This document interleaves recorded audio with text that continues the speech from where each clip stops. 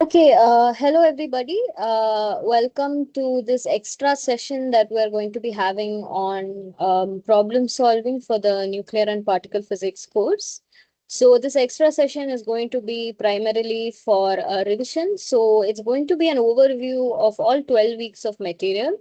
And with that, I hope this will be a good resource for you to have the entire course at a glance and remind yourselves of exactly what it is you learned over the last 12 weeks or so. So let me just share my screen. So, right.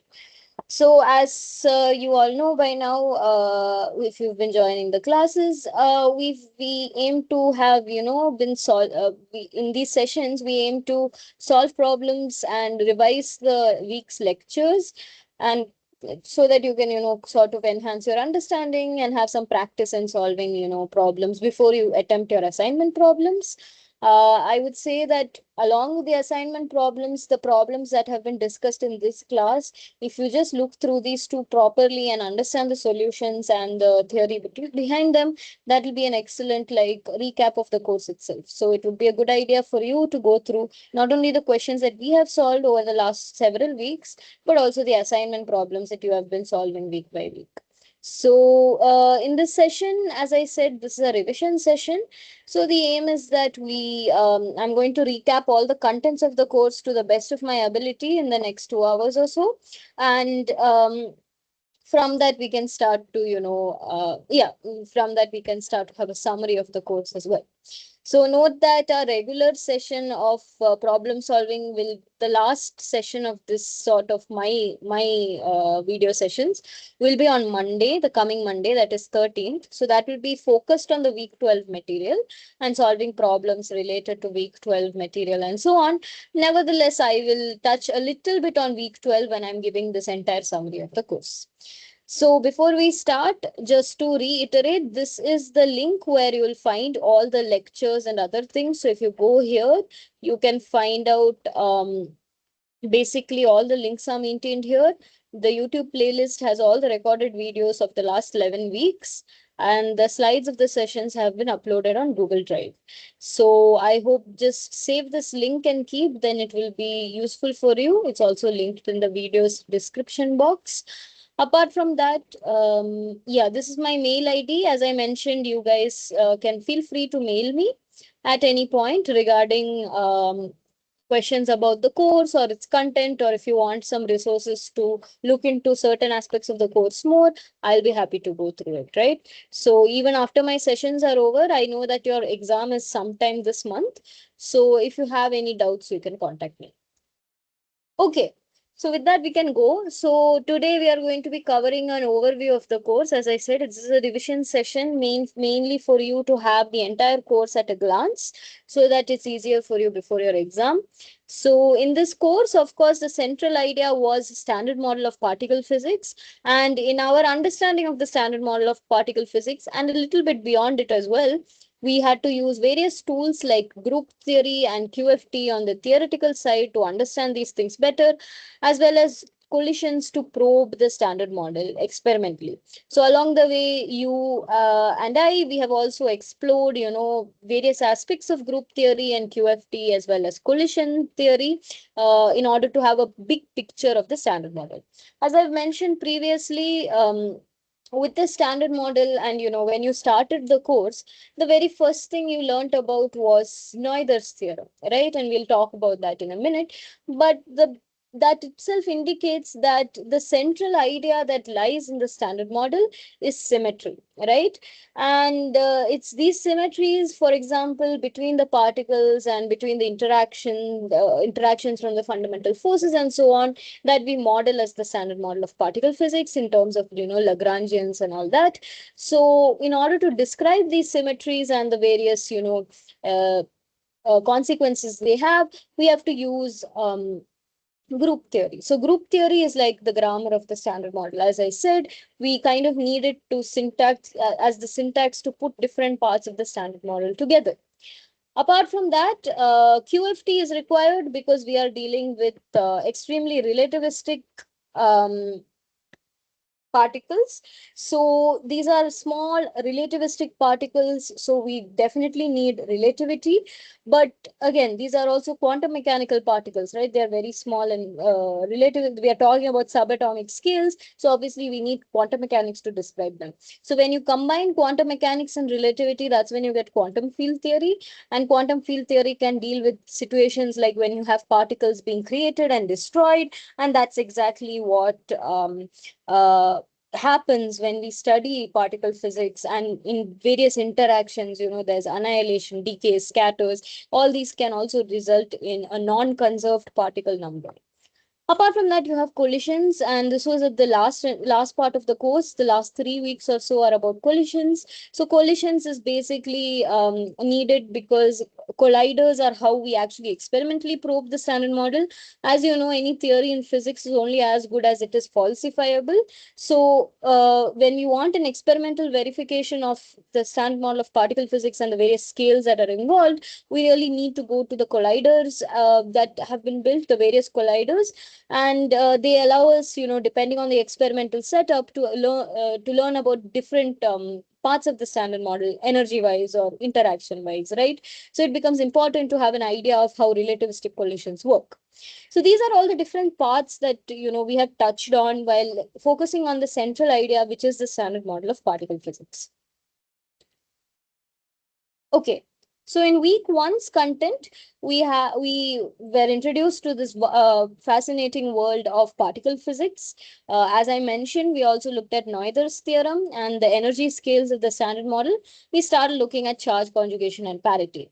So of course, I hope you know this by now. If not for anything else, I hope you at least know this picture by now. This is the standard model of particle physics. We, of course, have the fermions, which have three generations each of quarks and leptons. And by generations, it means in the standard model, at least, it's based on the couplets that are in mass. So, for example, the up and down quark are the first generation of quarks, the charm and strange quark are the second generation of quarks, and the top and bottom quarks are the third generation of quarks. Similarly, you have three generations of leptons, the electron, the muon, and the tauon, and correspondingly to each of the leptons, you have its own flavor neutrino. So the electron has an electron neutrino, the muon has muon neutrino, and so on.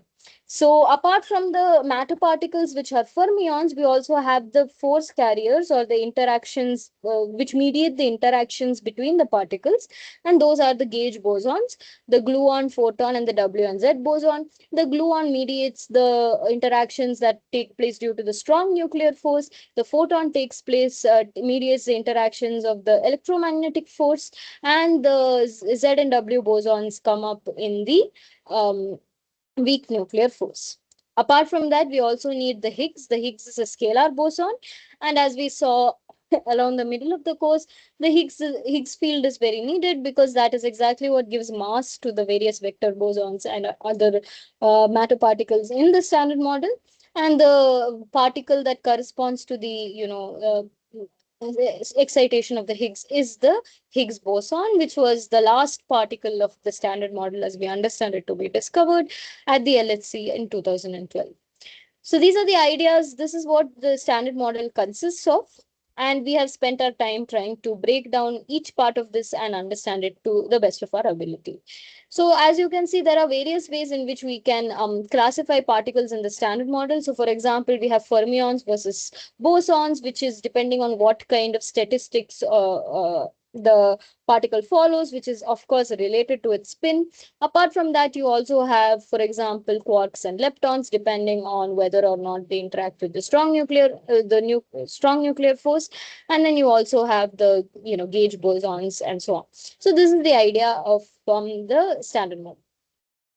Of course, in the standard model, as we understand it, it deals with, it's not a complete model. The main thing is that there are four fundamental forces as we understand them today in the universe.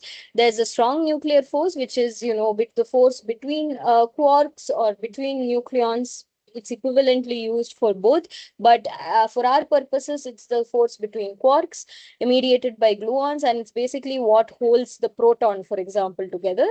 And that is the strongest force in the in the four fundamental forces as we understand. There's the electromagnetic force, which we are all familiar with, which is basically the forces between charged particles and currents, resulting in electric and magnetic fields. We have the weak nuclear force, which governs things like beta decay and has a lot to do with neutrinos. Weak forces are interesting because they violate CP uh, symmetry. More on that later. And the weakest force in the universe is gravity, which is what holds all of us together, right? The planets and stars go. Planets go around the stars and so on because of gravity, and gravity is responsible for how the universe is as it is. The Standard Model does not have gravity as a theory. So first off, so there are immediately two shortcomings of the Standard Model. One is that, gravity does not kind of exist in the Standard Model. People have proposed that the particle that corresponds to gravitational interactions, that mediates gravitational interactions, could be the graviton, but there is no sort of experimental verification of this yet. On the other hand, we also know that in the Standard Model, at least, these electron, muon, and tau neutrinos have zero masses. But as we saw in the end of the course, this is not true, because experimentally we have seen proof of neutrinos having mass. Apart from that, you also started looking at symmetries. As I mentioned, symmetries are important in every facet of the Standard Model because they determine what kind of interactions happen and what kind of behavior particles have. The first symmetry you saw was parity, and this, depending on how a particle behaves, or particle or a species behaves under parity, you can assign it a certain term, right? Whether it's a scalar term or a pseudo-scalar term, all depends on whether or not it changes under parity. And this again has sort of implications for what group it belongs to and so on. So one of the central ideas that you learned in your very first week was about Noether's theorem, which is that every continuous symmetry can be linked to a conserved quantity in the a corresponding conserved quantity in the system. So, for example, the time reversal symmetry leads to the conservation of energy and so on. In my first week's lecture classes, at the end, I spoke about how you can derive this if you know a little bit about Lagrangian mechanics. So I've shown a quick derivation of it. It can be generalized to quantum systems as well. So this is how this is a very central result, because it tells us that whenever you have a symmetry, it can be immediately linked to the physical quantities in the system as well. So this gives us an idea of how to link symmetries with the physical behavior or the physical quantities, conserved quantities in the system. As you will see, its symmetry or its breaking plays a very central role in the Standard Model. Week 2, you continued with looking at discrete symmetry. So the one of the, along with parity, the other interesting discrete symmetry we spoke about is charge conjugation. Even though it has the word charge, it's not really about electric charge. It basically takes a particle and transforms it into an antiparticle. So it takes matter and transforms it into antimatter, keeping the relevant other parameters the same. So basically, parity is the mirror image, and charge conjugation takes you from the uh, uh, uh, particle to antiparticle, right? So what you find is that people thought that even if parity is violated in certain interaction, like the weak interaction, like Madame Wu showed, and won the Nobel, and didn't win the Nobel Prize for, it was thought that CP, that is charge conjugation and parity together, could still be conserved. But what ended up happening was that there was proof that actually charge conjugation plus parity itself is violated in the Standard Model in the weak sector itself. So if you recall, we spoke about this, how CP violation allows us to talk to aliens. I showed you a video about it. Basically, CP violation in this form allows us to assign a handedness to things, right? Because otherwise there is no way to communicate what is left and what is right to say an alien species, because there's always this parity symmetry. So what we call left, they could call right very easily. But if there are reactions which violate parity, then we can always say that, okay, this reaction can be the benchmark for what we call left and right. But then the question is that, oh, but then matter and antimatter, if we convert, that also causes this kind of, non-general, no absolute frame kind of issue. But then because CP is violated, again, we can set an absolute scale for what is left and what is right. We can set a handedness to the universe because of this. So I think this video explains it pretty well. You can go and watch it. I've linked it in the slides. So this is about the experiment which the video kind of talks about, which is a Fitch-Cronin experiment, which destroyed the last hope of any form of exact mirror symmetry in nature. Essentially, any subsequent study of, semi-leptonic KL, which is a K meson, which is where the CP violation was first noticed, has revealed even more dramatic violence for evidence for CP violation. So you can see that, KL is a particular state of the K meson. I go into the details of how to prepare a KL state and a KR state in the lecture. You can go. Also, it's discussed by Nirmal in the main lectures as well. But basically, you can see that there are two channels of decay for the KL. So, so basically, um, 34% go into 3 pi mode and the 39% go into this. So CP takes this to this. If we apply CP to A, then we get B. So if CP were conserved and KL were a pure eigenstate, then A and B would be equally probable. But experiment shows that there is a slight preference to one of the modes as opposed to the other.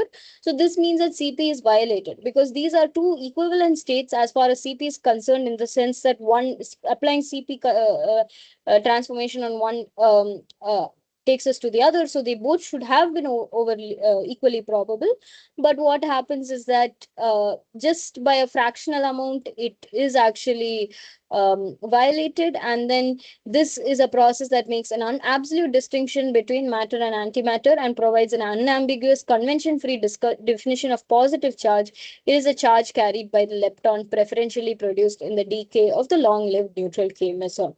So you can actually have an absolute scale to define positive charge, to define handedness, and so on of a particle. And that's why we can talk to aliens. So even after CP was found to be violated, people still believe, and they continue to believe today, that CPT as a whole is conserved and is a basic symmetry of the standard model. T is basically stands for time reversal, similar to parity, taking R to minus R. Here we take T to minus T. So basically, if we run something in reverse at the particle scale, it should look the same. And so if CP is violated and CPT has to be conserved, that tells us that there should be some T violation somewhere in the standard model, so that if CP is violated and T is violated, overall CPT can still be conserved.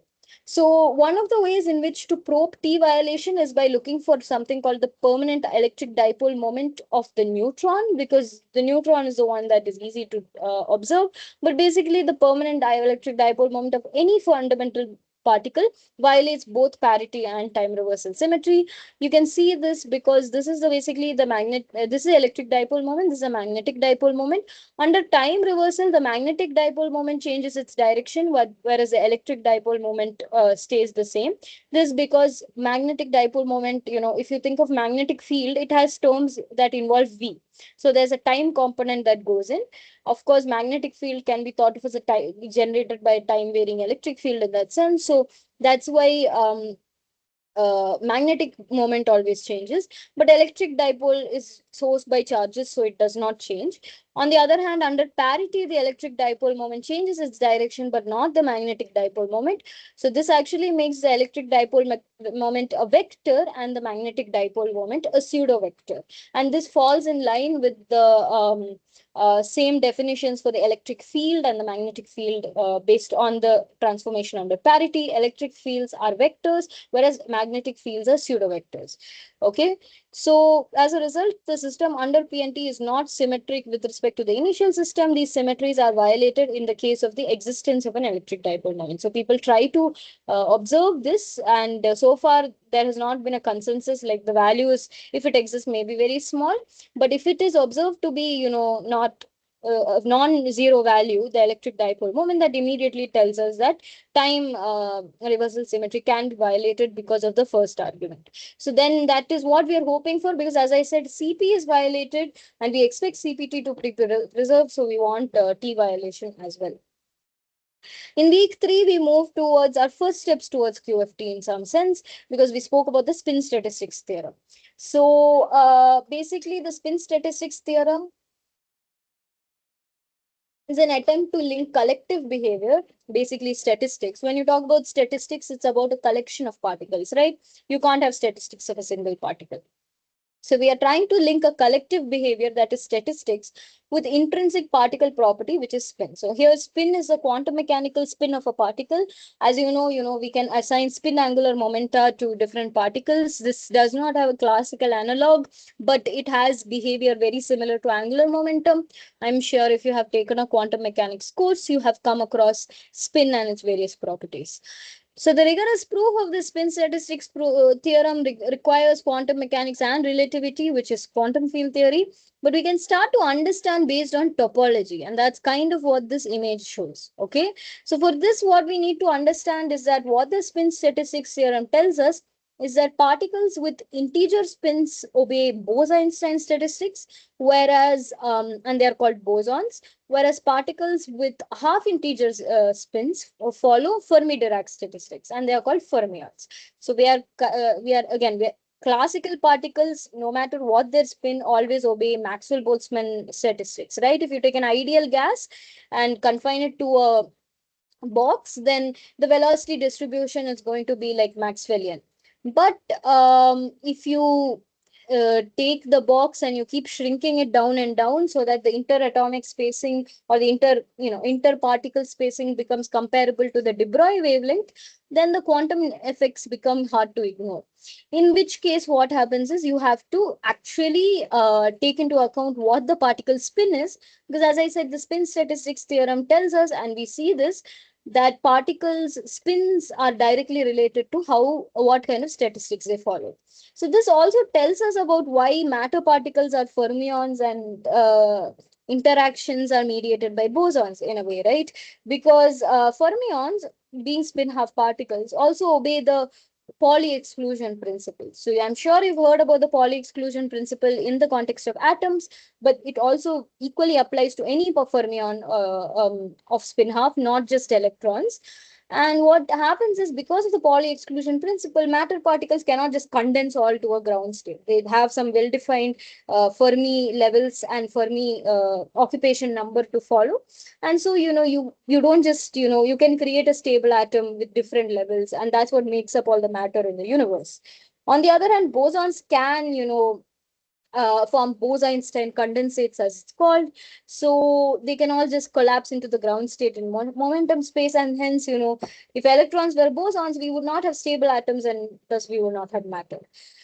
So the way to kind of get a rough idea of the spin statistics theorem and what we saw during our lecture was that we can think of this by realizing that fermions are something called spinners.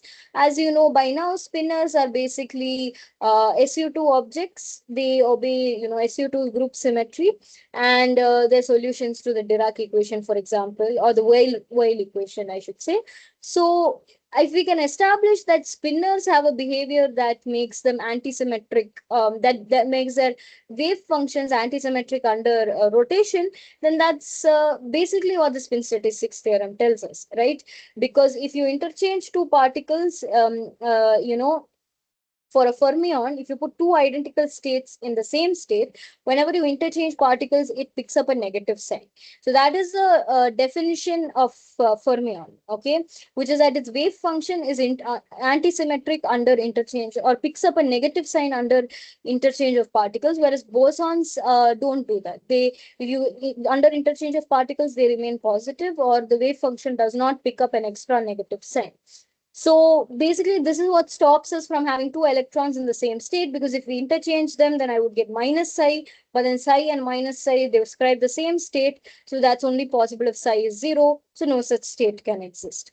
So this was the idea behind the spin statistics theorem. We'll now show that this kind of interchange, or, when I said rotation, what I meant is that, again, this interchange only, we can model it in terms of rotation of spinors, because in the end, electrons are described as spinors. So if we model it by rotation, then we can see that doing one turn, one 360-degree turn does not bring us back to the original state. As you can see here, we start here, we do one 360-degree turn. It does not bring us back to the original state. You actually have to do two 360-degree turns. That is equivalent to saying I did an interchange and I came back to a negative sign. So I had to interchange again to get to a positive sign. So this is encapsulated in something called Dirac's belt trick. So this is a very nice animation of the same. So here you have two belts. You can imagine each belt as describing a fermion. The buckle is like the belt buckles are what's important here. So you can see that if I right. So if I do a double exchange only, then with some small transformations without changing anything else about the state, I can make it back to the original configuration, right? But if I had only done a single exchange, I would not have been able to do that. So you can see that they did one exchange and they did two exchange. Then using some simple topological transformations, they were able to come back to the original configuration. So this is not possible if they had only done one. Okay, and there was another video I had in the original lecture, which is about holding a coffee cup and then going like this. So you can see that my arm is now. So imagine that this is a bottle. You can see the sticker here. If I do this kind of transformation, you can see that my hands orientation is different. Only if I do another transformation is my hands orientation is the same. So this is the same idea basically. There's very ways to understand it, but the idea is that spinners have this behavior, and all fermions or spin half particles at least are described by spinners. So that tells us that, these two are related. So this is another illustration of the same. You need two full rotations, but not a single one to come back to no rotation at all. So that's kind of what is shown here. You can see that by some sort of topological transformations, you can come back to the original state, but only if you do two full rotations, not one. And this is the defining property of spin half. So yeah, again, as I said, this is like a very hand wavy way of explaining it, but the real proof requires QFT and other things. So if you are interested, please go and see, any QFT standard QFT textbook should have the proof. You can go and go through it, but this is the sort of layman's way of explaining it. Oh, sorry. Okay. So in week 4, we spoke about one of the symmetries, which is isospin. I have not put it in the slides, but you can go and check for it later. We started talking more about groups and QFT, and we started with our first relativistic quantum mechanics equation, which is a Klein-Gordon equation. So I also gave you a bit of an introduction to QFT. So basically, one of the quotes by Sidney Coleman is especially very relevant here, which is that the career of a young theoretical physicist consists of treating the harmonic oscillator in ever increasing levels of abstraction. This is essentially what we'll be doing in our course of QFT. So this is basically what QFT is about. Every particle and every wave in the universe is simply an excitation of a quantum field defined over all space and time. And this approach combines QM and relativity. You put in coordinates, you get out a field. And to describe these fields is what QFT is all about. Particles are simply excitations of fields in this context. One important distinguishing factor between QFT and quantum mechanics is that quantum fields live in Hilbert space, as you all know, whereas QFT, the particles live in Fock spaces. So Fock spaces are basically Hilbert spaces, but with particle non-conservation added to them. So as I mentioned, because we'll be discussing things like, particle creation and annihilation, then we cannot have a Hilbert space, because Hilbert space defining property is that there's a conserved number of particles. Instead of that, we have basically what is called Fock space, where particle number does not necessarily need to be conserved. So, so there's the central idea of QFT is that there's this first quantization, which is our, particles behave like waves, which was De Broglie's insight and other things amongst other people. The second quantization is that waves behave like particles in some sense, in the sense that waves are excitations, particles are excitations of waves, and these waves can be expanded in, these modes in terms of the momentum modes or something like that.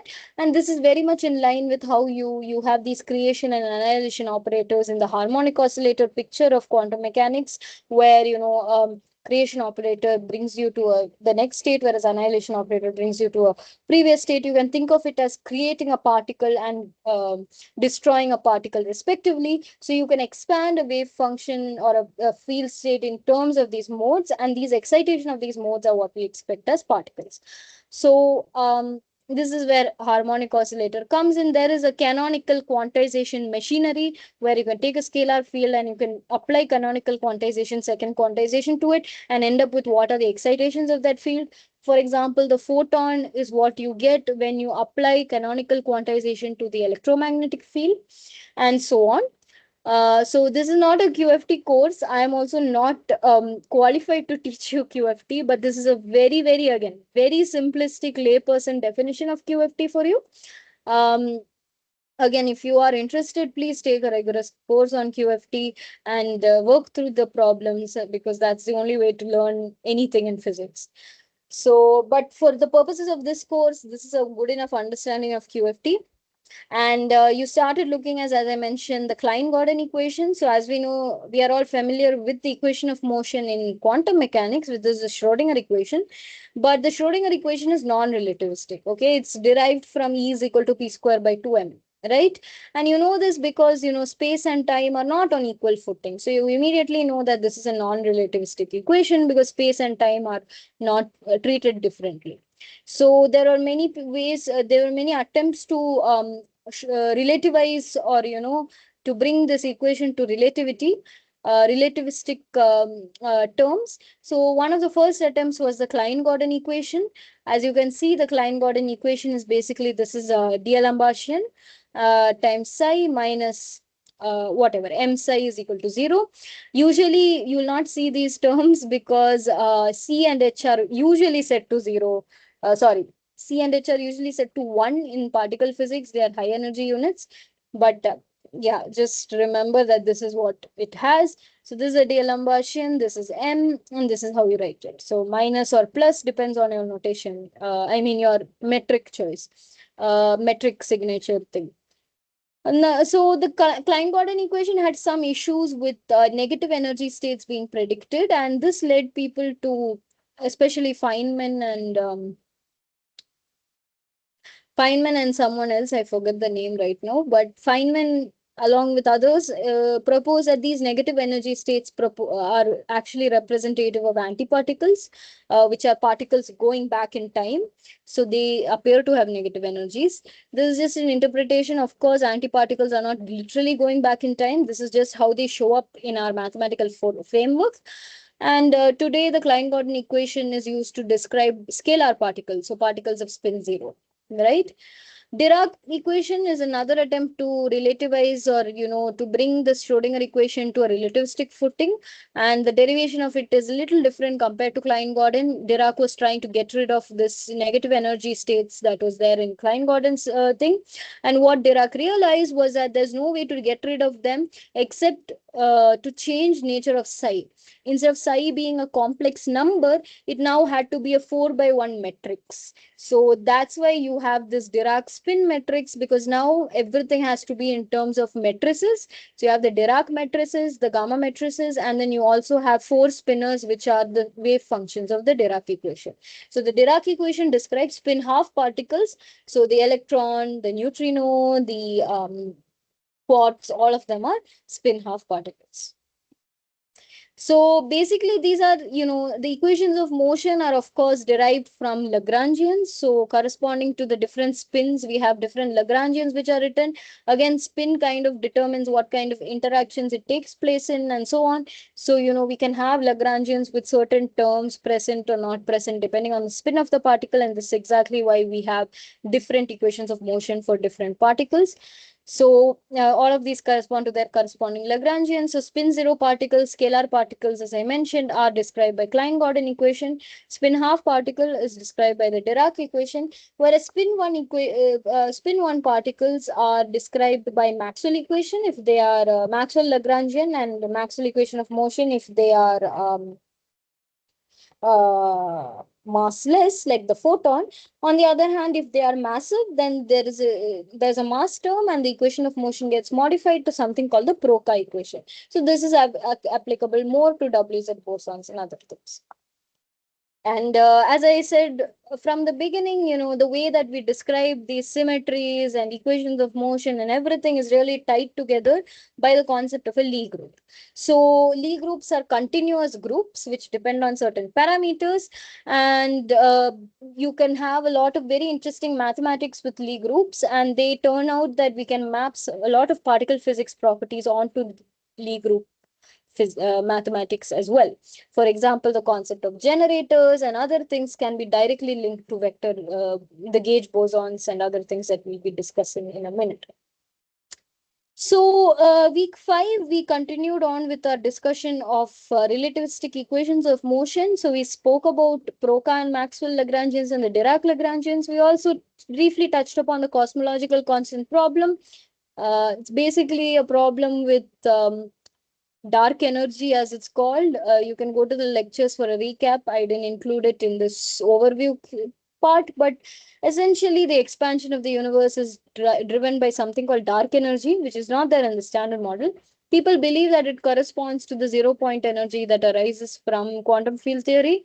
But when you actually measure the value of the dark energy from astrophysics and cosmology, compare it to the theoretical prediction, they both are off by 10 to the power of 120. So it's a gigantic difference between theory and experiment, which means that there is really something that we are missing here. So that's a cosmological constant problem. Moving on to the Lagrangians. So here you can see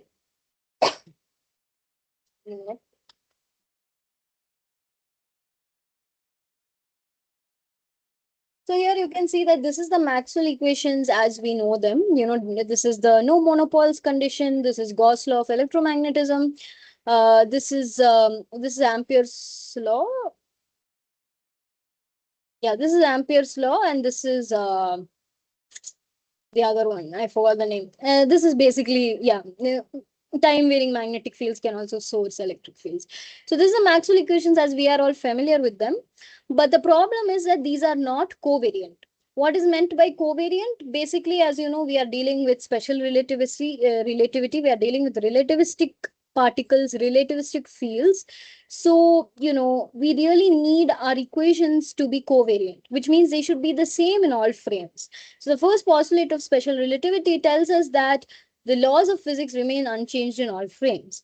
Now, the Maxwell equations themselves, of course, are valid in all frames, but when we write them like this, they are not covariant in the sense that the same form of the equation does not hold in all the frames. This is very simple. This is because when you take Lorentz transforms of electric fields, they actually involve the magnetic field and vice versa. So electric and magnetic field get mixed up during Lorentz transformations, similar to how space and time get mixed up in Lorentz transformations. So we cannot write an equation that involves electric field or magnetic field separately. Instead, we have to define the electromagnetic field tensor, which is this F alpha beta. And if we write it in terms of this quantity, then it becomes covariant, which is the same in all frames. So you can write Gauss-Ampere law in this way and Gauss-Faraday law in this way. This represents these two equations in this condition. Sorry. This condition represents these two equations and this condition represents these two equations. So this is a covariant form for the Maxwell equations. The reason why this is all important is when we write Lagrangians for our theories, they also have to be covariant, right? We are trying to describe a theory of particle physics. It cannot be frame dependent. So whenever we write a Lagrangian for any theory, we have to make sure the terms we write are covariant. And you'll see in, as you have seen in the course, and as I will touch on in a while, we can ensure this by writing things in terms of things called covariant derivatives. So this is one of the ideas that goes into building a Lagrangian. So, with all that being said, how to get the equation of motion of massless spin one? As I said, it's the Maxwell equations. And if you want to get it, then basically you have to write it in this covariant form, and then you can write a Lagrangian that actually sources these terms. This F alpha beta is related to the vector potential, four vector potential, A mu, which is basically a scalar potential of your electric field, and the three components of the magnetic vector potential A. So this is actually, F alpha beta is D alpha A. Yeah, it's a combination of the derivatives. It's a difference between the derivatives of the vector potential, four vector potential. So yeah, we can write a Lagrangian that leads to these equations of motion. And this is what the equation of motion looks like when you write it in terms of the vector potential. So from the Lagrangian, we derive the equation of motion and so on.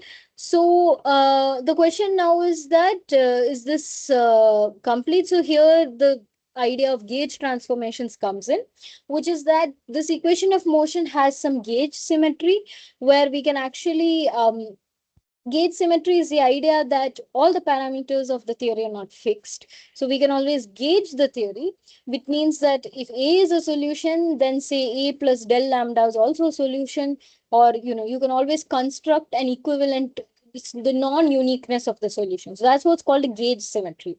Okay, so you can see that there are two gauge conditions. We can fix the gauge to something. Basically, if I say that if A is a solution and A plus del lambda is a solution, then I'm just going to fix del lambda to 0. So that is basically that's the Coulomb gauge condition, for example.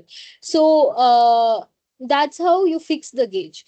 Fixing the gauge means that I have this symmetry where different kind of constructions correspond to the same equation of motion, but I'm going to get rid of the other things by just so basically I have the freedom to choose any of these solutions as the true solution. So what I'm going to go is I'm going to shift to a gauge that makes my life easier, which cancels some other terms and so on. So there are two such gauges that you can go to. One is the Coulomb gauge and the other is the Lorentz gauge. And if you impose these two conditions, they basically restrict what kind of polarizations your photon can have, because you already have one condition coming from, this delta A. One is the equation of motion, so you have four components, but you have these two sort of conditions on the gauge, and then you have another condition which comes from K mu E mu is equal to 0. So from all these three conditions, you basically you can get rid of two. The gauge gets rid of two conditions, and then you can fix two polarizations for the photon. So that's why we only see two polarizations of the photon. And the third condition, which is like mass term, only comes in if the spin one particle is massive. So that's kind of what's shown here. So here you can see that delta mu A mu is equal to 0, removes one extra degree of freedom, and A mu is written like this. This is the thing. So here we are doing with m squared term. So A mu removes one degree of freedom. We are left with 3, and then those are one of them is the mass condition, and the other is the polarization. So of course, in the photon's case, there is no mass. So that's why we are only left with two polarizations for the photon, even though it's a 4 vector. So yeah, this is like a simple idea of how the photon has only two polarizations. You can go and see it in your own case in some more detail. Okay, just give me 1 second.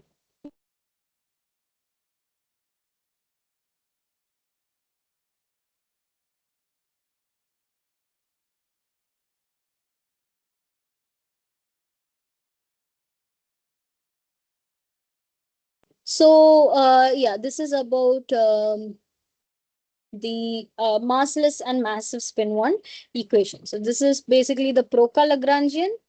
And in the previous case, I think I didn't put the Lagrangian, but the Lagrangian results in this kind of equation of motion, which we are also familiar with from electromagnetism. So this is basically what the Maxwell-Lagrangian ends up with. Just give me 1 second.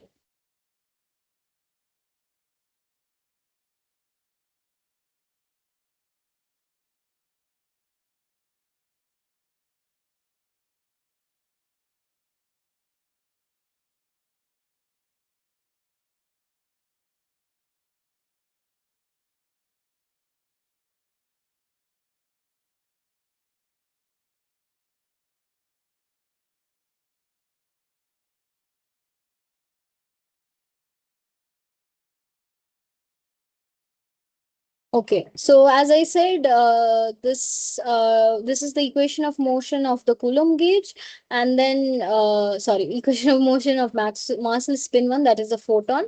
You get the Coulomb gauge by setting this condition, which is del dot A is equal to 0, because when A is a solution, so can A plus del lambda or whatever. So you just fix one of the del lambdas by setting del dot A is equal to 0. On the other hand, you set del mu a mu to 0, then you get the Lorentz gauge. So these two remove two extra conditions, from the gauge choices, and that results in two polarizations of the photon. So again, the gauge symmetry is there. We are just exploiting the fact. We are exploiting the fact that we can set it to whatever value we want. So we are just choosing a value that works best to simplify and get rid of extra terms and so on. So now we'll go on to Dirac equation and spinors. As we already saw from our sort of topological derivation of the spin statistics theorem, spinors are fermions, they are spin half particles, and they are also equivalently described by the Dirac equation given here. As I mentioned, when Dirac derived the Dirac equation, realized that in relativizing the Schrodinger equation, in order to make all the conditions of the Dirac equation satisfied, can only be done if these are not simple numbers, but they are matrices. So this phi is a wave function. It's a 4x1 four spinner, as it's called. Gamma mu is the polymetrics, but in 4 dimensions. So there's two copies. It's like a block diagonal thing. And these are all correspondingly in their own dimensions, right? So the interesting thing about the Dirac equation is that the Dirac four spinner involves both the left-handed and right-handed particles. But in fact, you can break it down into two equations. So you can rewrite it in this way. So you can see that this is basically this only, just I d mu is written as P. So P minus sigma dot P psi r is M psi L, and P plus sigma dot P psi L is nothing but M psi r.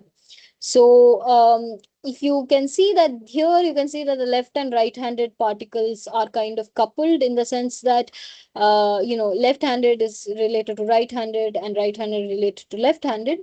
But if we consider massless particles, where m is equal to 0, then you can see that these two equations become decoupled. Now there's only right-handed terms here and only left-handed terms here.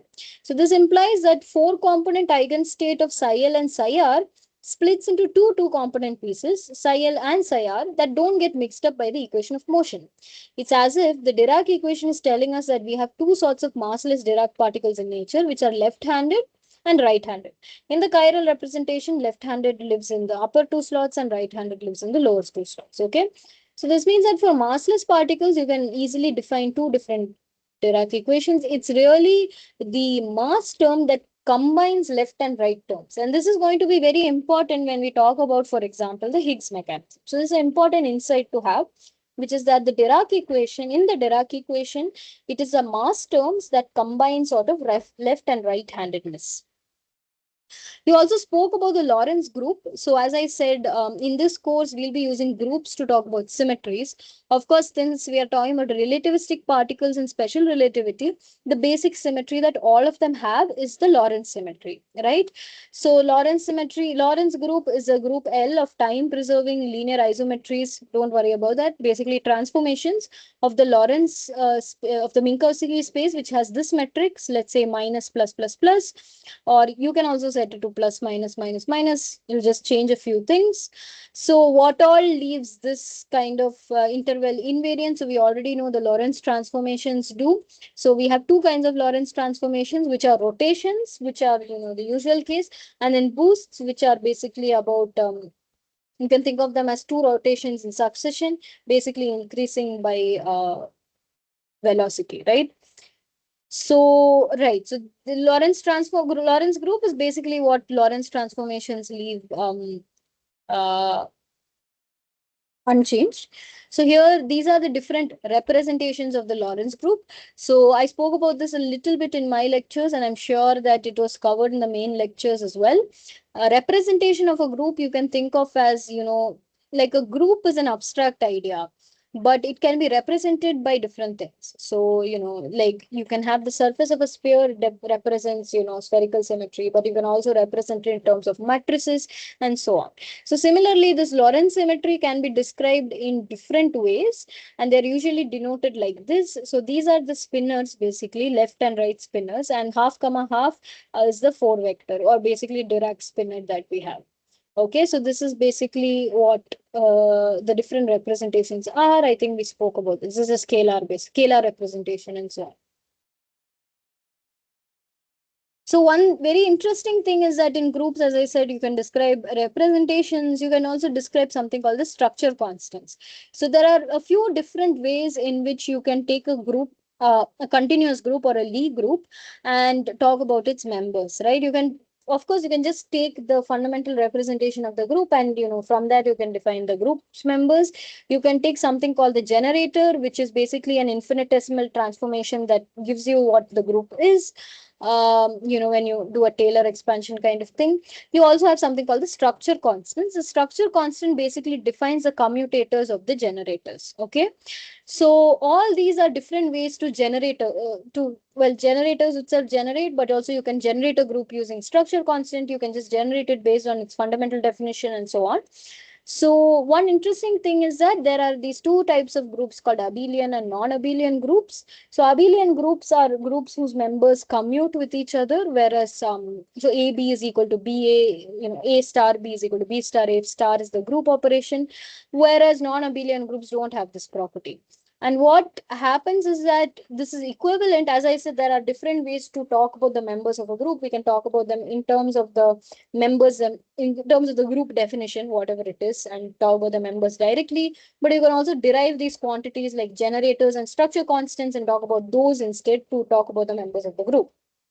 So an interesting thing is that, as I mentioned, when you have non-abelian groups, what you find is that the structure constants are non-zero, which is equivalent to saying the generators don't commute. So these are all same ways of saying the same thing.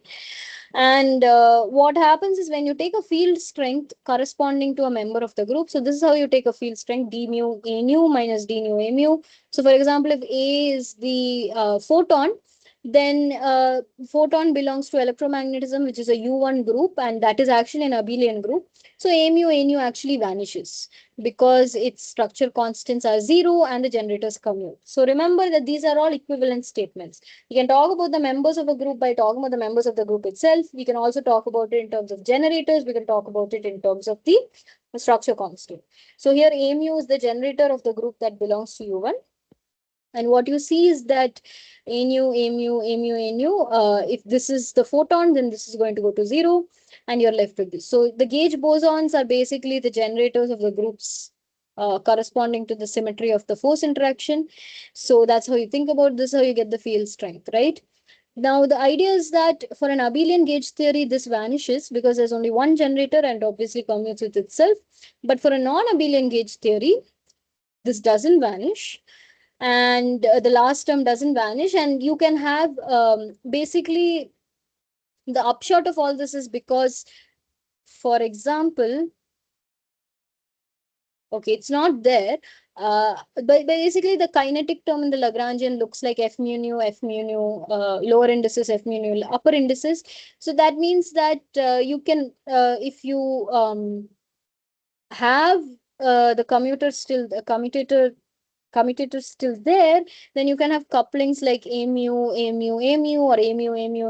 mu, like four terms or three terms. You can form vertices with three terms or four terms. So these trilinear and quartic terms are not in abelian gauge theory. So you cannot have a photon, three photons at a vertex, for example, but you can have gluons at a vertex, because gluons are the generators of SU3, and they basically are the mediators of the strong nuclear force. And this has a very interesting implication, because this can lead to something called anti-screening, where the gluons, instead of screening the charge, for example, in electromagnetism, there every positive charge is surrounded by a bunch of negative charges, and vice versa. So this reduces the um, effective charge that we see. It's called screening. For example, the screening of nucleus, right? Similarly here, what we see is that in QCD, every positive charge is surrounded by something like a bunch of negative charge, but it can also be surrounded by these tri-vertex gluons and other things. And this can lead to an effective anti-screening, where the charge appears to be more than what it is. And this is a subtle effect. It depends on the number of colors and flavors in the quark sector. And it turns out that for our universe, where we have three colors and three flavors, the anti-screening effect is actually significant. And that's why gluons are contained. They have something called asymptotic freedom, where if you take an electron, if you take two electrons, the force is the maximum when they're close together. But if you actually if you pull them apart by some means, then the force is even weaker when they are farther apart, right? Whereas for quarks, it's the opposite. Quarks are the weakest when they are very close together. If you try to pull quarks apart, their force between them gets stronger. So that's why quarks, that's in some sense explains why quarks remain confined within protons and neutrons. We have not really observed free quarks, because the moment you try to separate a quark, the energy cost keeps on increasing and increasing so much that essentially a quark anti-quark pair forms from that energy cost, and you end up with where you started with. So this is something called color confinement, or or asymptotic freedom. There's a this won the Nobel Prize for Frank Wilczek and others. So there's a very nice PDF which is about his Nobel lecture. You can go read it. I think I had linked it in the slides as well. Okay, so with that, we finished the halfway point of the course. Um, with the halfway point, we now move to week 7. So week 7 is about we are going to move on to the Higgs mechanism and spontaneous symmetry breaking. So we are going to introduce something called the Higgs field, and the reason for it will become clear. But before that, let's describe what spontaneous symmetry breaking is. So basically, when you have theories which look like the left side, then you can see that the vacuum state is basically, there's only one vacuum, right? So if I'm going to go to the vacuum of this theory, that's only one. Whereas if I have something like this potential over here, then there is a degeneracy of vacua in some sense, because there are multiple vacuum states of this theory. So it's not just one vacuum state that I'm talking about. Any of these could be the vacuum state, right? They're all at equal energy. What happens is, as the theory, as a theory, when the theory chooses a vacuum, because ultimately a theory will have one vacuum, or you can think of it as a field cooling down and chooses its vacuum. When it chooses a vacuum, it breaks the symmetry in some sense, right? Because previously we were, when the vacuum state was not chosen, all of these states could be the vacuum. But the minute I choose, say, point X as my vacuum, then that apparent symmetry that was there before is no longer there. If I transform to those coordinates, that same symmetry does not hold. Okay, so this is what is called spontaneous symmetry breaking. Basically, if I am in some excited state of a theory that has a degenerate vacuum state, then as I cool down and the theory loses its excited state, comes back to the ground state, because the ground state or the vacuum itself is degenerate, by choosing a vacuum state, it breaks the symmetry. And this is called spontaneous symmetry breaking. And what happens is, whenever you break spontaneous symmetry, you result in something called the Goldstone boson, which is a massless excitation. So every time you break a continuous symmetry, it always results in a massless excitation. This is something called Goldstone's theorem. One very interesting additional ingredient to this is about gauge transformations, right? So the idea is that if you have a gauge symmetry in if you have a gauge symmetry in your theory, then the idea is that, okay, if I do this transformation, so for example in electromagnetism, if I go from psi to psi e power I, then because it's just a phase and u1 is constant under a arbitrary phase, uh, I should get back the same theory.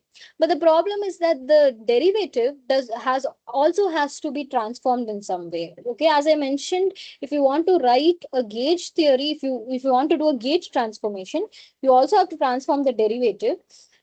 So that the theory remains invariant, and that is called so the derivative gets replaced by something called the covariant derivative. So I described all this in the class. You can go and check out the lectures. But the main point is, in describing the covariant derivative, we have to use something like a new field like AMU. So this AMU becomes the gauge field. The simplest gauge theory is electromagnetism, where AMU corresponds to the photon. So basically, this specifically comes about when you have continuous symmetries that are local, which means they depend on some variable. Instead of just having, you can see that this phase, instead of just being e power I alpha, where alpha is a constant, alpha actually depends on the x at which you are in the theory, right? So this becomes a local symmetry. And whenever you introduce a local symmetry, you need to have a gauge field and covariant derivative to make everything consistent. So this is the mathematics of it. And you can see that you can then describe, and then the Lagrangian will pick up this extra term. So this is basically your field strength tensor, right? We spoke about this in this part. There is people. Huh. So here, when we spoke about non-abelian groups, we are talking about how the field strength tensor now has this extra combination, which is leading to the gauge field having these extra things. So that's exactly where this comes from. So this is basically the kinetic or whatever term um, uh, in the Lagrangian. The Lagrangian now has to have an extra kinetic term from the gauge field. So to sum up, if I have a symmetry like this, first of all, I need to modify the derivative because it's a local symmetry. So my derivative is going to act on this and give me some extra terms. So those extra terms have to be absorbed by this gauge field, which is AMU.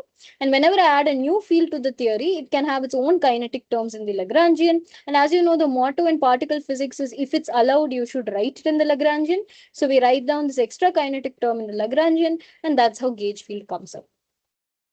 So the very interesting thing is, when you have a gauge field, when you have a continuous symmetry, and then it undergoes, spontaneous symmetry breaking in the mechanism I mentioned before, where a potential in an excited state is coming down to its ground state, but the ground state itself is a series of degenerate states, so that by choosing a ground state, it's actually breaking the symmetry. If that happens in case of continuous symmetry, what happens is, this is basically the coordinate transformation that happens once you choose the vacuum state, so to speak.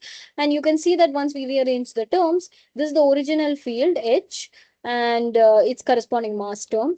And then you can see that this is my gauge field, which was there in the beginning because I had a continuous symmetry. I always had a gauge field, but it was a massless gauge field. But after the symmetry breaking, it has this extra term. And whenever I have a term like half something a squared, that's basically a mass term. Okay. So this mass term tells me that now my field has become massive. So this is what is called the Higgs mechanism. The Higgs mechanism is particularly where you break a continuous symmetry, and as a result, your gauge boson, which corresponded to that continuous symmetry, gains mass. Okay. So this is a mechanism for introducing mass into a theory called the Higgs mechanism, and the resulting field edge is called the Higgs boson.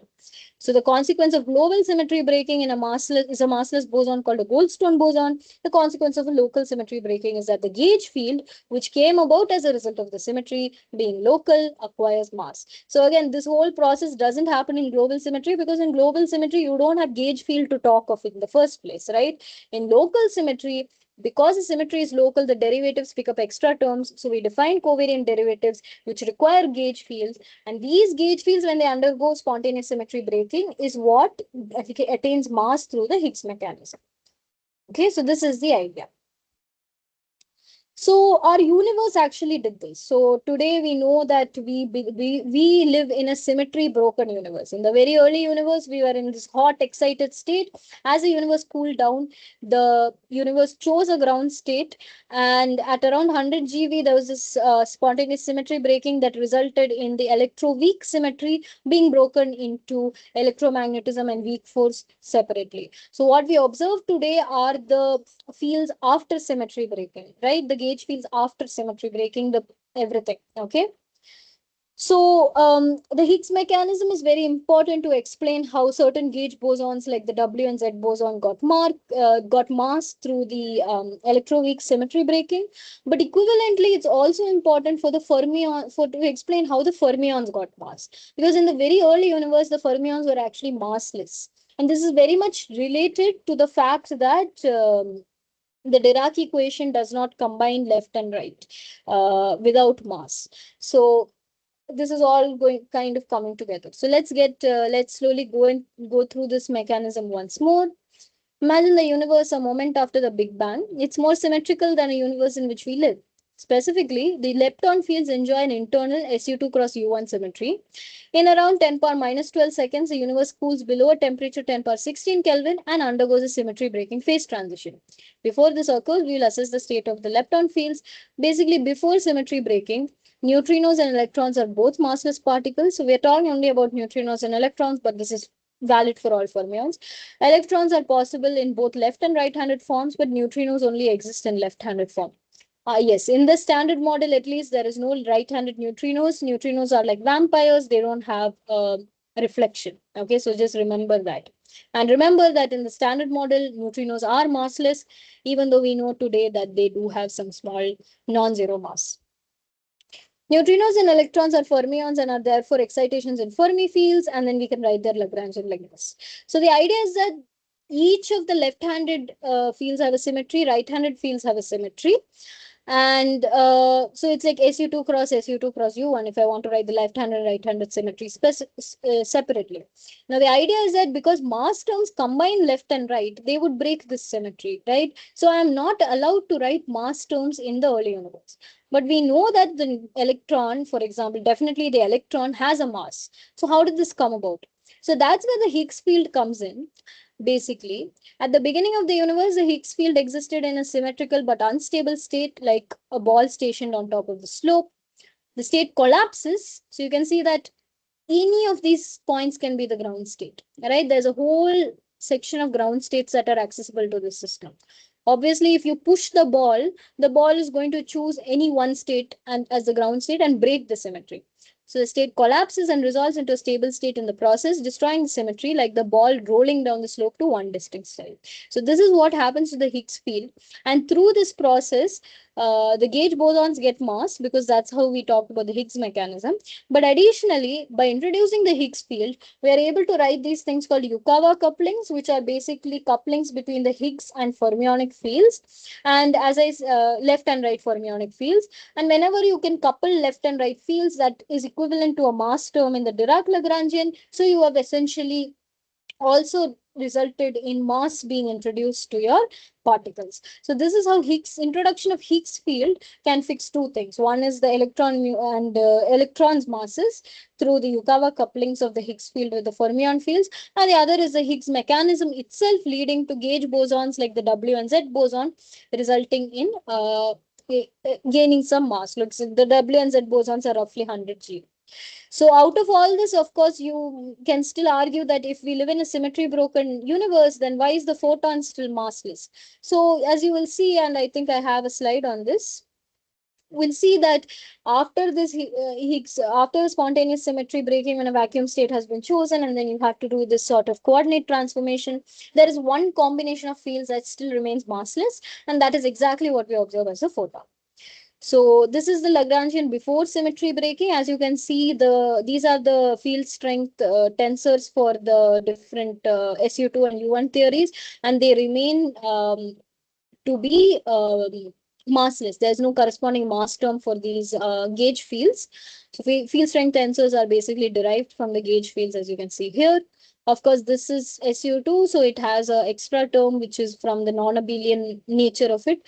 F is a U1 theory, so it does not have that term. You can see that the right fields are only coupled to the right, left fields are only coupled to the left. We do not have any mass terms yet. So now we have to introduce a massive complex scalar field called the Higgs field, which we'll describe like this. And it has a specific mechanism by which gauge bosons get mass. So basically, we call it charge, or weak charge or something. We call it hypercharge and isospin. So that's simply to distinguish it from the charge which we see today. That is not the same as a charge before symmetry breakup. So hypercharge is what is that? That U1 and this U1 are different. Like this is in terms of B. So the B is different from the A which we see today. B is before symmetry breaking. After symmetry breaking, we end up with this A states. Okay. So, this is basically the state of the universe as we see it right now. Basically, in summary, our current picture is of a symmetry broken Higgs field that permeates the universe. Other fields are set to zero in the vacuum and fluctuate around that, giving rise to particle antiparticle excitations that wink in and out of existence. The Higgs field is non zero by default. With no Higgs field, the electron and electron neutrino would be identical particles. The W and Z particles, and in fact, all Standard Model fermions would be massless. That indeed was the situation in the very early universe before the Higgs field became symmetry broken.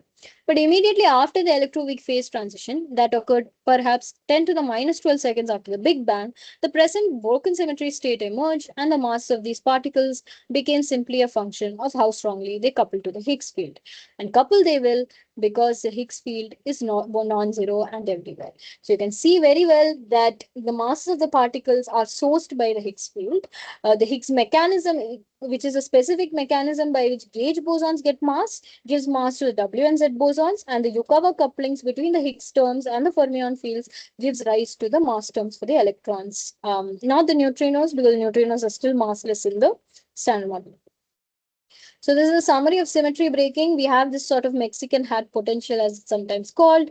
It's in the early universe was here where it's in an excited but no, excited state, and then as it cools, it goes down. The potential chooses one of the degenerate vacua to be its ground state, and that results in the Goldstone theorem. But in fact, this is a continuous symmetry, so the Goldstone modes are eaten up by the gauge fields in some sense. So global symmetry breaking results in massless modes, namely the Goldstone bosons. In local symmetry breaking, in local symmetries, to describe local symmetries, we require gauge fields and covariant derivatives. And when we break those local symmetries, the massless gauge field becomes massive. So this is an idea of how this is. So basically the SU2 weak times U1 just becomes U1 electromagnetism. And here you can see that sine theta, cos theta, there is one combination of the pre-symmetry, after symmetry breaking, there's one combination that remains massless, and that's exactly what we observe as the photon. So you can see that three massless Goldstone modes are created and three massless gauge bosons have acquired a mass. These are actually the same thing. This is exactly what the Higgs mechanism is. So the exact details of why these are the same requires a little more insight, but as of now, this is what you need to understand. So moving to another flavor of discussion, pun intended, is when we talk about the CKM method. So now we'll be moving to a little more of flavor physics in terms of the different quark flavors. Basically, what we find is that the quark flavors can actually mix among themselves. So there's something called the mass basis and the flavor basis. And what you find is that when you have different quark flavors can mix amongst each other, and in the mass basis the quarks have definite masses and you can write them in terms of the mass eigenstates, but then you have these flavor eigenstates as well. So the flavor eigenstates are obtained by doing this, having this matrix that takes you from the mass eigenstates to the flavor eigenstates. So this is all the CKM matrix. It can be sometimes parameterized in terms of something called the Wolfenstein parameters. And what you find is that even though there are 9 free parameters, it's explained here, you can actually kind of get rid of almost all of them through basically, yeah, you can see that five of them you can get five phases you can get rid of, and you only have three, right? So there's it basically represents a three-dimensional rotation in flavor space along with an extra phase, and that phase is basically what leads to CP violation in the quark sector. So the that phase is called the origin of CP violation. So this is only possible because you have three generations, and in a three-dimensional matrix, we are left behind with this additional phase. If there were only two generations of quarks, then all the phases could be sort of rotated away, and you would not be ending up with a CP violating phase. So you can see that three generation of quarks is directly related to the CP violation of the standard model, which we started discussing with. So this is what I mean by group theory and symmetry is central to the standard model, because through this only, through what emerges from the different symmetries only, we are able to pinpoint the different experimental things that we had been seeing. In week 9, we extended the idea of flavor oscillations to neutrinos. So now we are officially going to beyond standard model physics. Of course, in the standard model, neutrinos don't have mass. There is no idea of neutrinos having flavor oscillations or mass oscillations. So here what is happening is that when neutrinos do have mass, you can write a mass basis and a flavor basis similar to how you did. And the matrix that takes one to the other is called the PMNS matrix. And what happens is that we see that neutrinos of different flavors can now transform into each other. Electron neutrinos actually can be muon, can go into a muon neutrino and a tau neutrino respectively when it is propagated, right? So one very important thing is that these things, like in quarks and neutrinos, both these things happen when the mass eigenstates and the flavor eigenstates are not the same, right? So electron neutrino, for example, doesn't have a fixed mass. It's a mixture of different mass eigenstates. Whereas if I could have access to the mass eigenstate of the neutrino, which we don't have access to, but suppose hypothetically I could pick up the new one mass eigenstate of the neutrino, I wouldn't be able to classify it as having either electron or muon or tau flavor, because the flavor would be mixed up in the mass. So there are a couple of ways in which we know that neutrino oscillations happen. Of course, the main things are through solar neutrinos, which is what spurred us towards it in the first place. But also neutrino oscillations have been observed in our atmosphere as well, because of the muons produced from cosmic rays. And both of these things, along with some reactor experiments, have helped us to constrain the differences in the mass of the neutrinos, because this is exactly the quantity that comes up in the neutrino oscillation propagation probability. So we don't have absolute values for the neutrinos yet. We have an idea of what the differences in squares of the masses are right now. And we have an idea of what the average mass could be from other arguments. But yeah, the neutrinos mass is still a very big mystery. And as I said, this is truly beyond standard model physics, because in the standard model, there is no scope for all this. So yeah, basically CKM metrics in the quark sector becomes PMNS metrics in the neutrino sector, but the hierarchies are very different. As you can see in the quark sector, there was this Wolfenstein parametrization, because it was noticed that this diagonal is almost 1. These values are similar. These values are similar. There's some approximate symmetry here. There is no such symmetry here, at least none that we can decipher right now. One of the reasons why neutrino masses and neutrino oscillations took so much time to resolve, because it was only resolved in this millennium in 2001. The reason was that neutrinos masses are really very small. So these are all the other standard model particles we have access to. You can see where their masses lie, and then the neutrinos are all the way over here. So effectively, they are massless, and that's why our study of neutrinos for a long time, considering them to be massless, was actually consistent. But when we see oscillations, it's a proof that even if it is very small, the neutrino mass is non-zero. So oscillation is the difference between having zero mass and a very small non-zero mass. So this is basically how to derive the probability for transformation of one state to another. So this is a survival probability of electron neutrino in two flavor oscillations, where you only consider two flavors of neutrinos, so electrons and muon neutrinos. Whereas if you extend this idea to three flavor oscillations, you get a more complicated case, because here it's a 2 by 2 matrix and it has some nice properties, so this comes out. But this is actually the complex PMNS matrix, and it has multiple terms, so you have to be careful.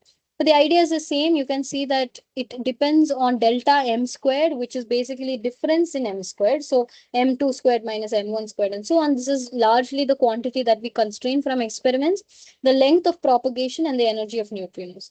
So the more energetic neutrinos we have and the larger length we have, that, depending on what exactly the energy of the neutrino is and neutrino produced is and what the length scale is that we are probing, we can actually probe different m squared values and restrict our findings to different m squared values.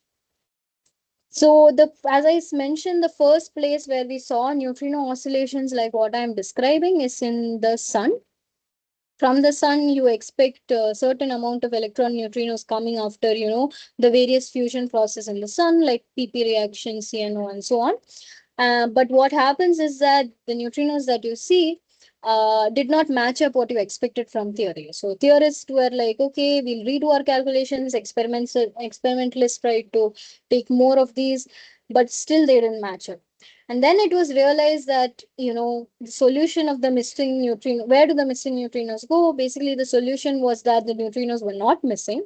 The previously unaccounted neutrinos are changed from electron neutrinos to muon and tau neutrinos, more difficult to detect, as we discussed. So the phenomenon of neutrino oscillation is what led to this. The muon and tau neutrino were not detected by certain experiments. They were not detected by these experiments, and they were not detected by SNO, which is the Solar Neutrino Observatory. This lack of sensitivity to muon and tau neutrinos is the reason that these experiments seem to suggest that most of the expected solar neutrinos are missing. On the other hand, Kamiokande and Super Kamiokande water experiments and SNO heavy water experiment had some sensitivity in addition. So they reveal larger fractions. So again, it was not consistent because it was basically like yeah, as they said that when they built more sensitive detectors, those detectors also had a little bit of sensitivity to muon and tau. So it felt like the ratio was changing. But finally, it took calculations, proper calculations in terms of neutrino oscillations to bring a resolution for the solar neutrino problem. One last ingredient in the solar neutrino problem is if you just do a naive vacuum calculation, the numbers still don't quite add up. That's because there is a matter effect when it comes to the solar neutrino problem. This is resolved by something called the MSW effect, where W is Wolfenstein and the other two are some other people. So the matter effect is basically that because neutrinos are produced within the sun, right, deep in the sun during the fusion reactions that are going on, they actually have to travel through the sun to come out and travel to us. So the Hamiltonian actually changes, right? It has the vacuum Hamiltonian, and then there is this potential that comes about because of the matter interaction. So it's kind of like a refractive index, right? Light traveling in vacuum versus light traveling in a medium has different behavior. Neutrino is basically doing the same thing, where neutrino traveling in a vacuum, whereas neutrino traveling in a medium has slightly different behavior. So we have to change our m square by 2e, basically our mass or energy scales, in terms of the new Hamiltonian. And because of this, the mixing angles and also can be kind of different. So the mixing angle depends on both matter density and neutrino energy, and this dependence basically leads to new effect. So this is called the MSW effect. So with that, we move more. Again, we've now really covered the standard model in terms of its particle content, field content, in terms of the Higgs field, Higgs mechanism arising to giving rise to mass and so on. And now we have started into basically started with the beyond standard model physics in terms of neutrino oscillations. So now we'll move into what we know about neutrino mass ordering and other things from the experiments, and then move into collisions, which is more of the experimental side of things, as I mentioned in the beginning. So here, this is basically the PMNS metrics, but decomposed into three parts. You can do a similar thing with the CKM metrics also. And what you will find is that you have these three rotation matrices plus an extra phase. Similar thing in the neutrinos as well. You have the CP violating phase. And people, what they try to do is by neutrino experiments, this is the mass basis, this is the flavor basis. By neutrino experiments, they try to fix these parameters, and also, delta M21 squared, delta M31 squared, and so on. So the question is that what is the hierarchy of neutrinos is still not understood, whether they follow this normal hierarchy where what we call nu1 followed by nu2 and then nu3, or if there's an inverted hierarchy where this is what it is, right? We kind of have an idea of new one's flavor breakup, new two's flavor breakup, and new three's flavor breakup. As you can see, you know, the mass state does not correspond to a perfect flavor state because, as I said, the mass and flavor eigenbases are not the same. So these are things we still need to figure out. Some of the things have been constrained, but still we need a lot more data, more sensitive detectors that can help us to constrain more of these parameters. So you can see that many experiments have been going on, up to this day. The error bars keep getting better and better, so it could be that we'll be, with more data, we'll be able to tell better things about the neutrino. Another way to constrain the neutrino's mass is from cosmology. So cosmology is the study of the universe on long time scales, like study of the evolutionary history of the universe. And it turns out that if neutrinos had a mass, again, even if it's a very small mass, then the evolutionary history of the universe is affected. So just by imposing that neutrino's mass should not be high enough to affect the evolutionary history of the universe, we get a bound on the neutrino mass. And it turns out that neutrinos should be one less than zero point 0.1 electron volts or something like that. So that is the idea to be covered by the standard cosmology side of things. Although this is kind of model dependent because we do have an idea of how the universe evolved, but that's based on a model.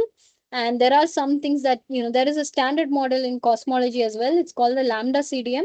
And there are some things which people are trying to, add on to, there's some beyond lambda CDM physics as well. So it could be that this bound is not too accurate, even though it's precise. Okay. Moving on to experiments. So we've learned now about the standard model and a little bit about beyond standard model physics, but how do we probe these things? So there's a lot of different things that you can do in terms of experiments and experimental verification and or falsification of the standard model. So for example, you can see that there's an energy frontier. In the energy frontier, what people try to do is go to higher and higher energies. So, for example, the Higgs boson was discovered at 125 GeV. And before that, there wasn't, until the LHC was built, the Large Hadron Collider was built, there wasn't, people hadn't gone up to that energy level. So they were not able to observe the Higgs boson because it shows up at that energy. So we had to go to 125 GeV to observe the Higgs boson. And similar, so it's about crossing an energy barrier, right? And people are trying to build bigger and bigger detectors because there may be bigger, more and more physics at higher energies, that we are not able to access at lower energies. So that's the energy frontier. And the intensity frontier is what we use to study things like neutrinos. So as I told you, there are many things we don't know about neutrinos. And in studying neutrinos, the thing to study is not really the energy. Neutrinos are really light particles, as we discussed. So going to higher and higher energies doesn't really help. What we need is this, because neutrinos are so weakly interacting and so light in mass, we need huge amounts of neutrinos. So even rare events can be observed by us. So that is what is called by that's what goes by the name of intensity frontier. Basically, scientists use accelerators to create intense beams of trillions of particles for neutrino experiments and measuring ultra rare processes in nature. The cosmic frontier is more astrophysicsy. Basically, we have access to the cosmos, the laboratory of an astrophysicist, the cosmos, and we use it as a laboratory to investigate the fundamental laws of physics from a perspective of evolutionary history of the universe, for example, or looking at dark matter and dark energy, which are still not part of the standard model. So this kind of studying neutrinos from the sun is what told us about neutrino oscillation experiments, right? So it helps us to both probe standard model physics, but also beyond standard model physics. So these are the different ways in which you can set up experiments to study things in the standard model, and which approach you take depends on what you are trying to achieve, right? Are you trying to discover a new particle which is not accessible because of its mass or its energy? Then we have to go to the energy frontier. Are you trying to study a very rare process which is not really energetically forbidden, but it's too rare that we can't see it by just conducting one or two scatterings? Then we have to go to the intensity frontier. On the other hand, if you want to complement these searches by astrophysics, then you go to the cosmic frontier. So the way that people talk about these experiments is through collisions. At least in intensity versus energy frontier, the things we do on Earth is through collisions, where we collide particles so that we get an idea of what the energies are like, right? So if you want to get to the energy frontier, like in CERN, where protons are hitting each other, then we have to compare two approaches. One is fixed target and the other is head-on collisions. So here you can see that this is basically what a head-on, what a collision looks like, right? And this is like basically the energy which is available for the new particle production as a result of collision, because some energy is carried away by the particles, resultant particles itself, but there's some part energy left over, and that's the energy that's accessible, right? So you can see that fixed target gives some value for that energy and head on gives some other value. And you can immediately see that head on is much more effective if you want to go to higher energies with the same beam when compared to fixed target. So fixed target can be used to, get to the intensity frontier, where we are producing a beam and it can produce a lot of particles. On the other hand, in a head on collision, just by one beam we can, essentially square it or double it, like two 7 TeV photons which are colliding into each other produce 14 TeV of energy. So head on collisions, what we need to go to the energy frontier. In week 11, you spoke more about collisions and cross sections. So, cross section is basically an intrinsic property of a system. It describes the probability of a process happening or not happening. So, a high cross section means that probability of that process happening is way more. Of course, in classical mechanics problems like billiard ball scattering, the cross section is directly related to the geometric area, right? If I have a big ball, then that's going to scatter much easily because I have more surface area to play with. But in high energy, what happens is, first of all, we're dealing with relativistic particles. And secondly, these particles are so small that the collision is not guaranteed. So if you see in the LHC, they don't just send two protons to each other. They send a beam of protons so that at least some of them will collide. So when a collision is not guaranteed, we are in something called the optically thin regime, because the medium is not really interacting much, right, in terms of the projectile. So in the optically thin regime, then it becomes more favorable for us to talk about differential cross sections and probabilities. Now, the interesting thing was that when we spoke about probabilities, we have to now talk about these things called as, from the theoretical side of things. If you talk about, say, 2-2 scattering, where you're scattering two particles of each other and ending up two other particles, two other states, then this is a probability which is directly related to the microscopic cross section. And what is interesting is that when we calculate these factors, we have to keep in mind QFT. Like, these normalizations would be one in normal quantum mechanics, but because QFT, as I mentioned, is a mode expansion and there are higher energy states and, variable particle states and so on, these actually don't end up being one. Their normalization ends up being something different. So putting all that together, you get a probability distribution in this way. And this is actually what's called the Lorentz invariant phase space right here. This M represents the matrix element, which is basically tells you the transition probability of one state to another, basically the time evolution that's available to the states. So this is how you put it together. You can expand it to 2 to n scattering by changing this phase space things. And this is the idea. You can also apply this idea to decays.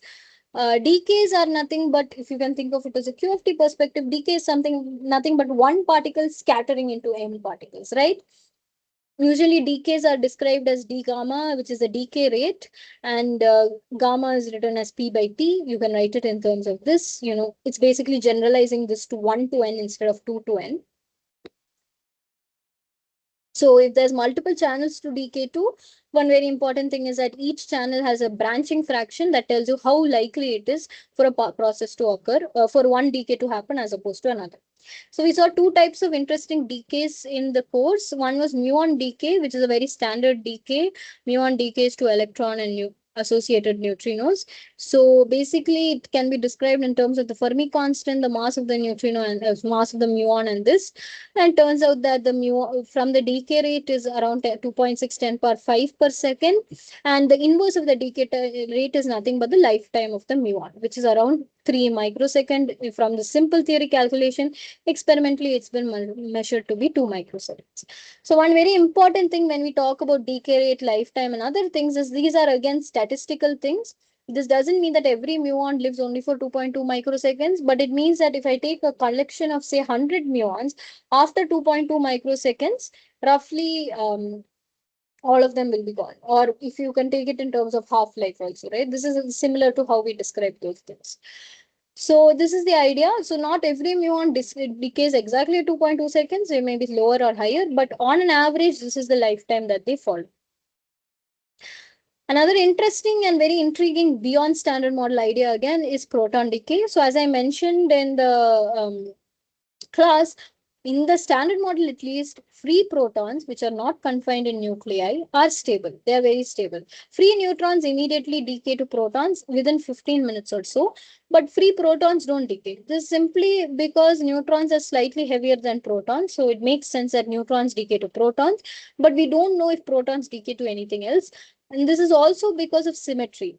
Basically, protons are the lightest baryons, and whenever a process happens in the standard model, we expect it to conserve baryon number, so there's nothing for it to decay into.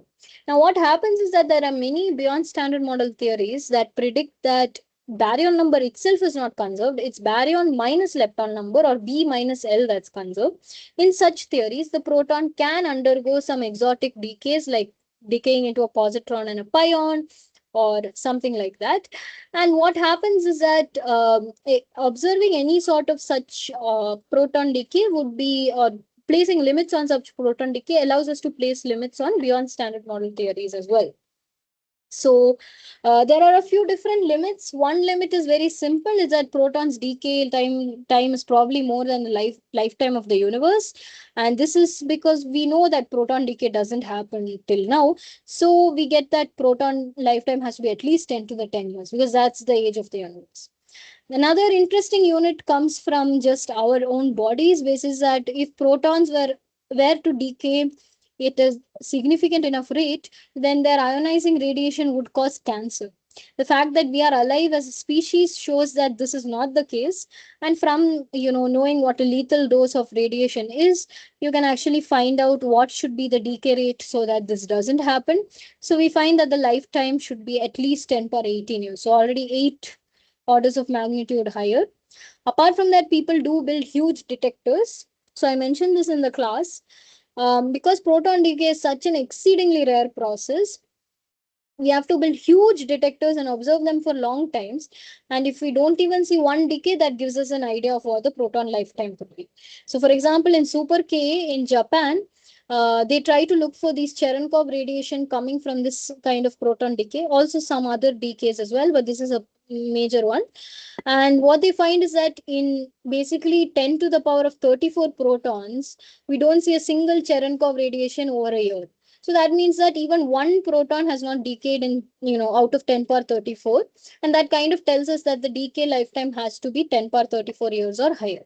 So these lifetimes are being, these lower limits basically are continuously being improved as we have more and more experiments and higher sensitivities. The other thing is that, as I mentioned in the last class, briefly at the end, there are other ways to set a limit. Recently, Nirmal, who's your instructor, and we had written a paper which involves a phase transition happening within, something called neutron stars. And if that is true, that places a limit on proton decay as well, but I am not going into the details here. Finally, week 12, we'll be discussing on the coming Monday, but just to give you a quick summary, this is the, we're talking about forward backward asymmetry, which is one of the main observables when it comes to colliders. And then we have deep inelastic scattering and the quark parton model. Essentially, before quarks and gluons were accepted to be what they are, Feynman had proposed that the proton is made up of something, but he didn't call it a quark, he called it a parton. So basically, the proton itself is made of these parts of things, partons. And what you do is that you are trying to probe deep into the proton, right? So what you do is you do this deep inelastic scattering where you send a very targeted and high energy projectile on it, and from that you try to determine what could be inside the proton. Okay. So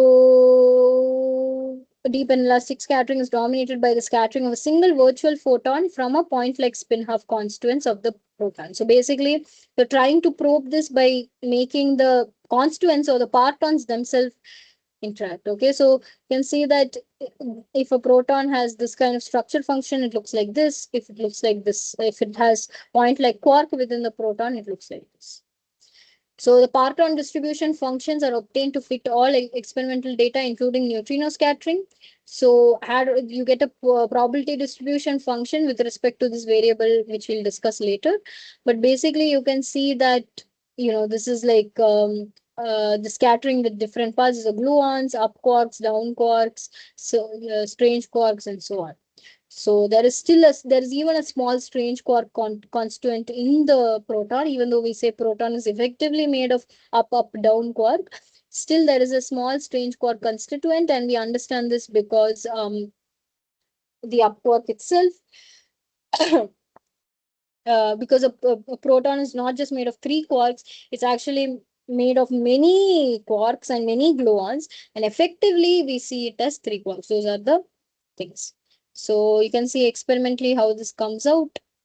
The up quarks carry twice the momentum of down quarks. The quarks only just carry 50% of the total proton momentum. The rest is carried by gluons, which being neutral does not contribute to electron nucleon scattering. So that's why you had to have neutrino experiments mentioned in this previous slide. These are the quantities you define. They are called structure variables or something. Structure functions. The structure functions are what you try to observe, and they are mapped to the cross section basically. So based on the structure function, we can get an idea of the cross section, and we can then get an idea of what is there in the quark, whether it's down quark, up quark, or so on. So yeah, the summary is that at very high electron energies, the proton appears to be a sea of quark and gluons. Deep inelastic scattering is elastic scattering from the free constant quarks. And there's this kind of two kinds of scaling that could be possible depending on what exactly the behavior is. Apart from that, we can describe scattering in terms of parton distribution function, which describe momentum distribution inside the nucleon. The proton is much more complex than just UUD. It has a sea of antiquarks and gluons, and effectively what we see is the three quarks I mentioned. Quarks carry only 50% of the proton's momentum, and the rest is due to low energy gluons. Okay. So with that, my kind of summary of all 12 weeks is done. Obviously, since this is a summary and revision, might have skipped over some things, but I think I covered most of the main parts of the course. Once again, I would highly encourage you that if you don't go through any of the other slides, at least go through these slides because they cover most of the important things covered in the past 12 weeks. Additionally, please go through the assignment questions of all 12 weeks as well as the questions that we solved in our sessions because they are very important and they could be very relevant for your exam.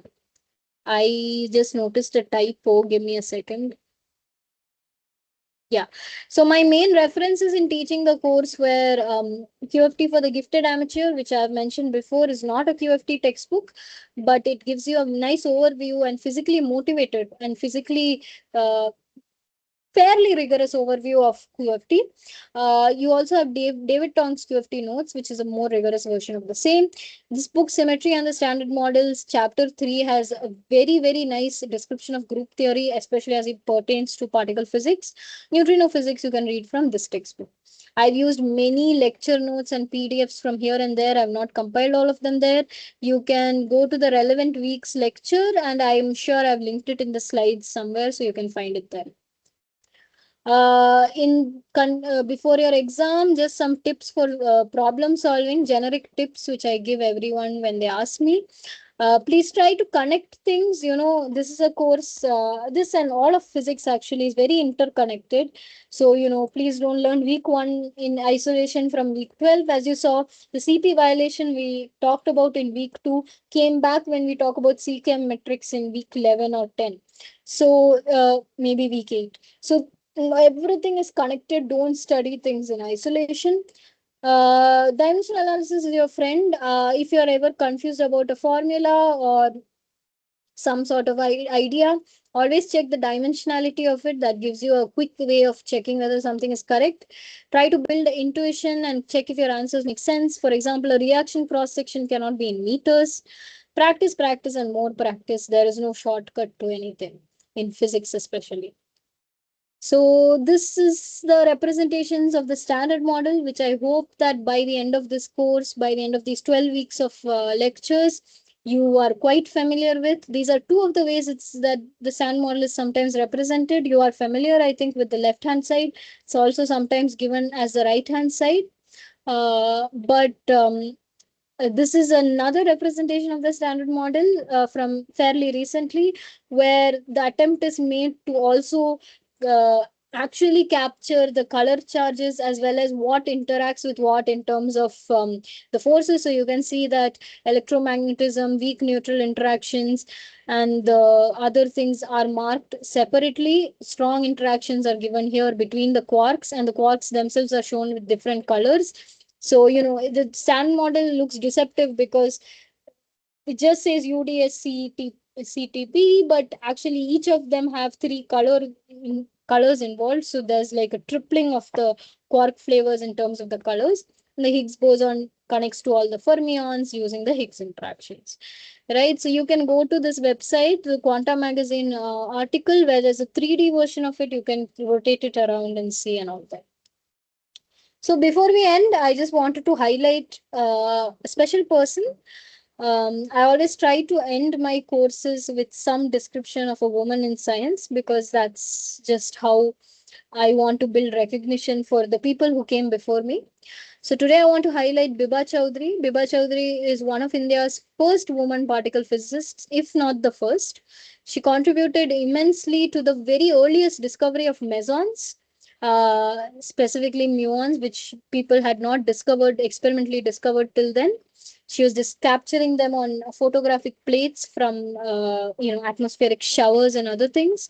But the effort had to be stopped because she was not able to access higher quality photographic plates, and they were not being manufactured during the war. Later on, her work was built upon by more sensitive measurements and better instrumentation. And eventually, C.F. Powell, who was the person who did these measurements, got the Nobel Prize in 1950.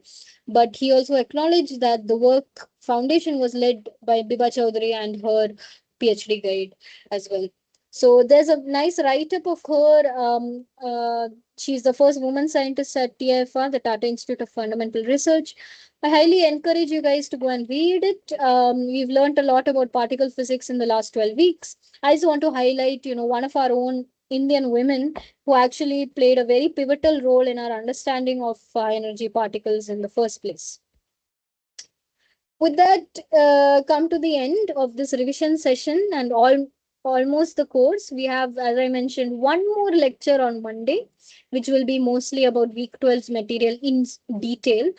But this brings me to the essentially the end of the course. I want to say thanks to all of you for joining and participating in whatever capacity.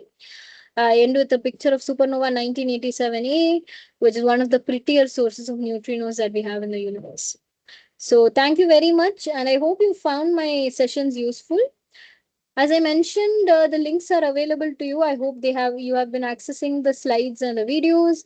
If you have any questions, my email ID is linked on the slides. You can mail me and we can chat about the course content anytime before your exam or even afterwards. I'll try to point you to the resources as and when I find them. Okay. Thank you very much. And thanks.